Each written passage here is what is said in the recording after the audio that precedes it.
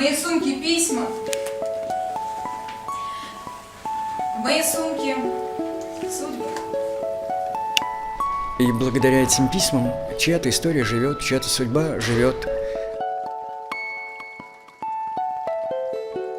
Очень сложно было потом, выходя с репетиции, снова окунуться в реальный мир, потому что чувствуешь всю боль, которую испытали те люди в то время.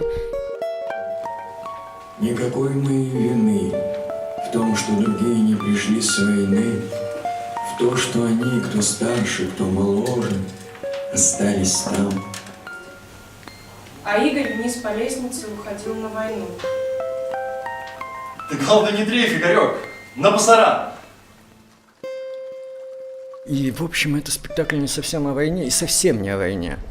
Куда ее, говорит мама, к нему со своей глупой любовью? Он ведь на последнем курсе, а я на первом. Теперь вот со мной она. Ну, фотография ваша. Я вот так уйду и говорю, я пошел, Юленька. Важно помнить, что это не просто какие-то две силы, которые друг на друга как-то взаимодействовали, кто-то победил, кто-то проиграл, а что это куча людей, которые что-то отдавали за это, куда-то уходили, за кого-то боролись, что-то отстаивали. Но ведь и у тех, кого мы убивать бежим, тоже с собой фотографии любимых. Очень неосторожно мы вообще живем. Мы не успеваем сказать «люблю», мы не успеваем сказать «спасибо», мы столько всего не успеваем в этой жизни.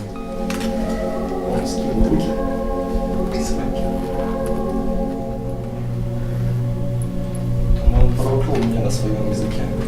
До сих пор по ночам мне снится его перекошенное лицо. Каждый раз, когда мы начинаем об этом рассказывать, мы начинаем снова вживаться в эти события и хотим донести это, собственно, до нашего зрителя. Ваш сын был... Был? Ваш сын был...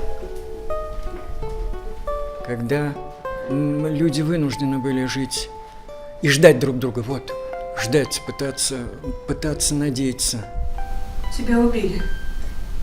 И вдруг все смолкло и остановилось.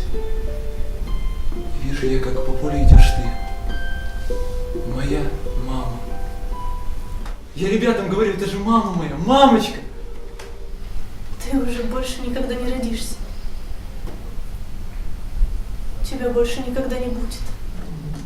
Мне бы быть звездой, той, что над тобой, видеть, что ты рядом и что живой. Мы уйдем от нашей с тобой войны и моей невысказанной.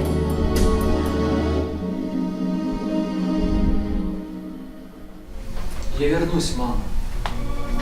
Я вернусь.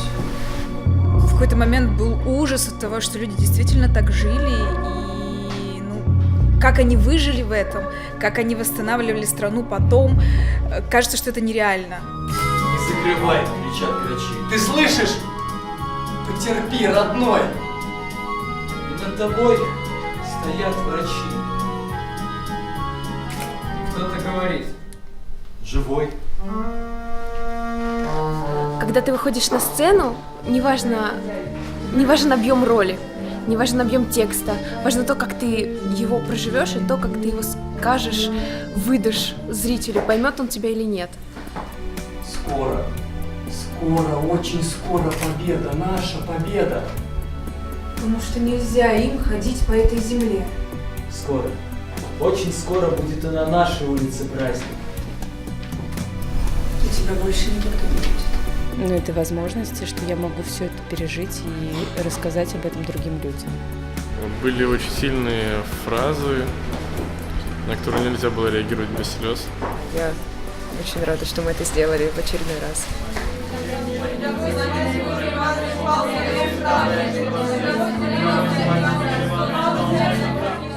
Нет, не надо, не хочу! Гораздо реже говорят о том, что люди, которые остались, как они несут в себе все это. Может быть, на этом снимке вместе мы в последний раз. Просто браво. Никак не ожидали вообще такого спектакля. Честно сказать, я время от времени плакала. И действительно многие истории очень трогают. Ранняя Таганка. В общем, вот, ну, может быть, не совсем 100%, но также трогает за сердце, и также хочется хлопать, пока не заболят руки. Слезы, горе и смерть. Вот что составляет войну. Война — это страшно. Я хочу, чтобы эта война была последней. Я прошу вас, чтобы эта война была последней. Больше-то ничего не надо. Ничего. Добрее они стали. Верите, нет, добрее. Вот пока они работали над этим спектаклем, они стали серьезно добрее. Приходите, посмотрите на нас в следующий раз, как у нас все получилось.